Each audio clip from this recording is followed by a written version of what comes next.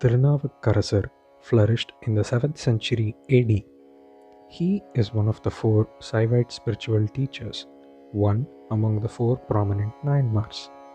He was born in Tiruvamur in Tirumunaippadi Nadu. Pugalanar was his father. Matiniyar was his mother. Matiniyar gave birth to a daughter named Tilagavatiyar and later a son whom they called Marulnikiyar, the dispeller of darkness or ignorance. Even while young, Marulnikiyar engaged himself in all kinds of charitable works. He was eager to find out the best religion and follow it. He had heard much about Jainism and its wonderful practice of ahimsa. He believed that Jainism would give him emancipation, and so he went to a Jain school and attained mastery over all their scriptures. Chapter 1.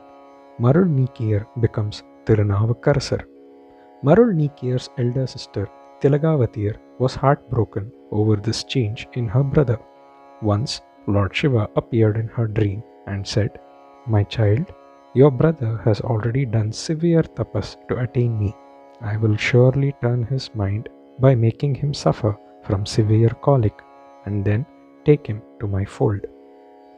Meanwhile, Marulnikiyar fell a victim to severe colic. He could not bear the pain. The Jains tried their best but could not relieve his pain. He felt it was an eye-opening experience.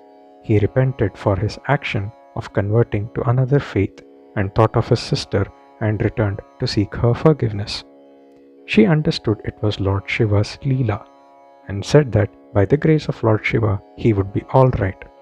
She smeared the holy ashes on Marulnikiyar's forehead and repeated the Panchakshara mantra Om Namah Shivaya and took him to the temple of Virataneshwara. Marulnikiyar worshipped the Lord and sang a hymn seeking forgiveness by composing wonderful poetry on the Lord. When he concluded the song, the pain disappeared and a celestial voice announced, "From now on, you will be known as Tirunavukarasar, Lord of Speech. Your glory will spread everywhere." Thus, Lord Shiva's grace restored Marulnikiyar's faith in Shaivism. Chapter number 2. Lord Shiva saves him more than once. The news of Tirunavukarasar going back to his original faith did not go down well with the Jains.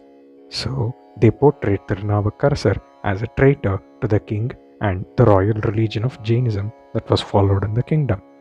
The furious king who heard the news ordered his soldiers to produce Tirunavukarasar before him. Tirunavukarasar, who received the royal orders out of his supreme compassion and to establish the glory of Saivism, accompanied the guards who brought him before the king. In the royal court, the very sight of Tirunavukarasar enraged the king, who asked the Jain heads to decide upon a proper punishment to be meted out to him. They suggested that he be thrown into a burning lime kiln. Accordingly, he was enclosed in a kiln for 7 days. He remained there, fixing his mind on Lord Shiva and repeating Lord Shiva's name. By the Lord's grace, the heat of the kiln was miraculously transformed into a cool breeze. At the end of 7 days, everyone found Tirunavukarasar alive and absorbed in deep meditation. The Jains attributed this to the power acquired by him when he was once a Jain and advised the king to poison him. Again, by the grace of Lord Shiva, the poison was transformed into nectar. Again, he was ordered to be trampled by an elephant. Tirunavukarasar, boldly facing the elephant, sang a hymn in praise of Lord Shiva. Tirunavukarasar's loving look transformed the elephant's nature, and instead of trampling him, the animal circumambulated and prostrated before him. As a last resort, the helpless king ordered a calm Tirunavukarasar to be tied to a stone and thrown into the sea. As per the king's orders, this was done, but Tirunavukarasar fixed his mind on Lord Shiva and was continuously repeating the Panchakshara. He sang hymns in praise of the Panchakshara. As soon as he finished, the stone, instead of drowning the saint, began to float mysteriously. The waves of the sea took him safely to the shores, and thus the Lord saved his Bhakta in this manner. Chapter number 3. Tirunavukkarassar meets Sambandar. Once, Tirunavukkarassar went to Chidambaram. The very sight of the temple tower sent him into a trance. Thrilled by the divine experience, he was inspired to compose a stream of beautiful hymns in praise of Lord Shiva. He heard of the glory of their contemporary child saint and fellow Nayanmar, Tirunjana Sambandar, and how the child was blessed by Mother Parvati. Tirunavukkarassar was eager to meet the child saint and proceeded to meet him at Shiyali. Meanwhile, Sambandar, who heard Tirunavukkarassar was arriving to meet him, was extremely elated. He rushed to the outskirts of Shiyali to receive the elderly Tirunavukkarassar. Tirunavukkarassar was lovingly addressed as Appar by Tirunjana Sambandar. When they saw each other, they fell at each other's feet and set an example of humility and saintly conduct. They went to the temple and worshipped the Lord. At Sambandar's request, Tirunavukkarassar sang a hymn here in praise of Lord Shiva, who was called Doni Appar, the Lord who, like the Doni or boat, helps his devotees to safely cross the sea of samsara, that is, the sea of mundane existence. The two saints arrived at a place called Tiruvizimalai, where famine raged at the time. They were greatly moved by the suffering of the people and prayed to the Lord for relief. The Lord promised to give them each a gold coin every day with which they could feed the people. Lord Shiva placed 2 coins, one at the western entrance and the other at the eastern entrance of the temple. The Nayanmars collected the coins and relieved the suffering of the people.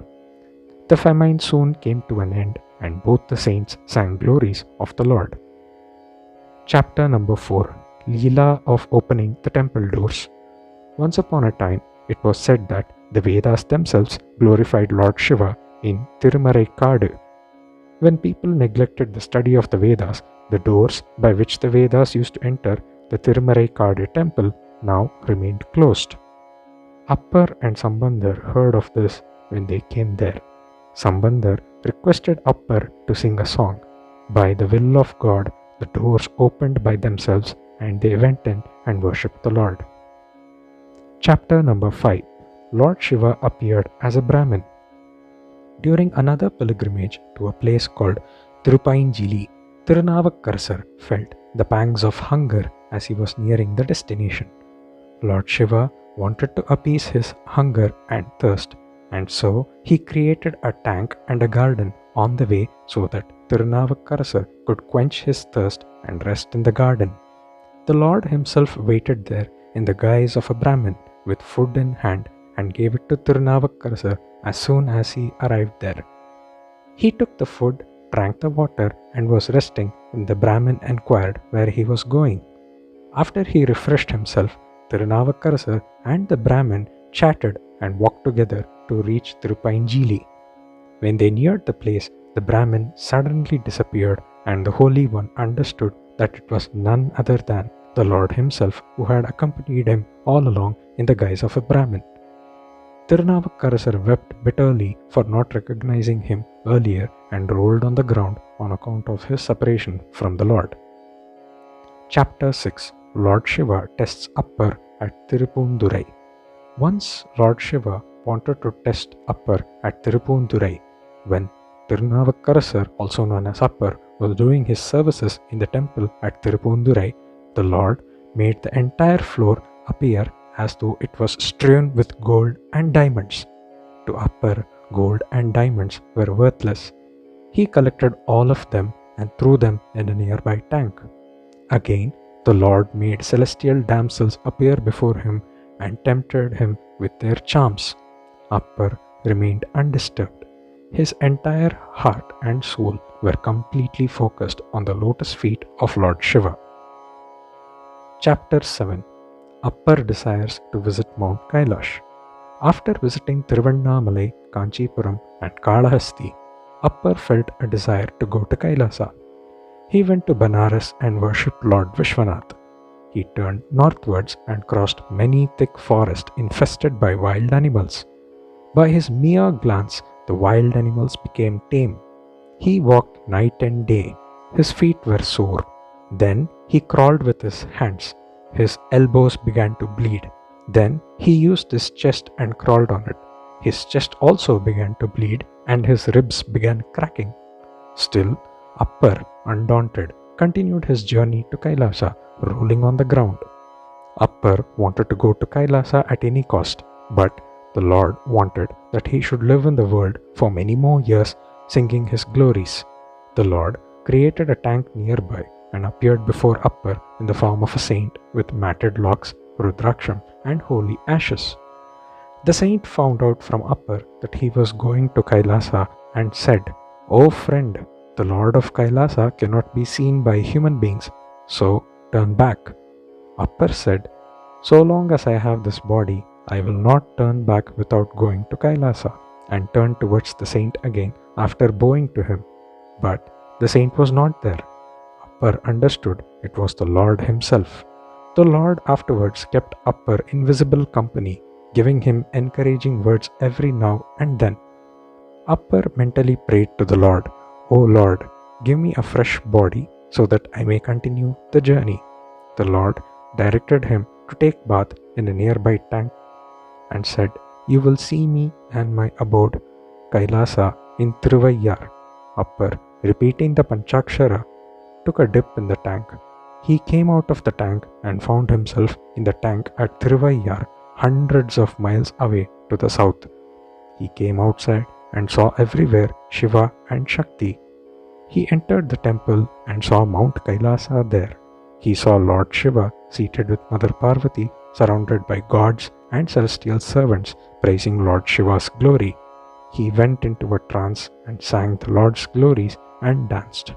Thus, Appar spent the rest of his life at Thiruvayyar, and at the age of 81, he merged himself with Lord Shiva. Om Namah Shivaya.